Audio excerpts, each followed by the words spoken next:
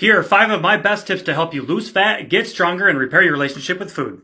And by the way, I'm Coach Matt, and I'm giving you my 30 best tips to help you on your journey. And this is part 2, so like this video, give me a follow, and go watch the other video to get caught up. Now, number 1, no phone 30 minutes before bedtime. What the fuck, right? Well, most people struggle with getting good night's sleep, and this is going to help with that. Number 2, do some sort of stretching daily.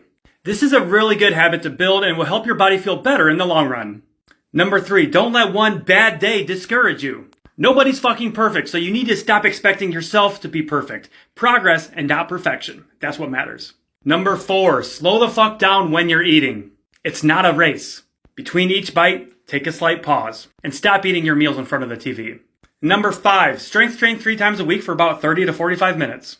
You can do something like 3 full body workouts, or you can do upper body, lower body, full body. Don't know what you should be doing? I got you. Join my Patreon. For only $5, you get a new workout plan every single month.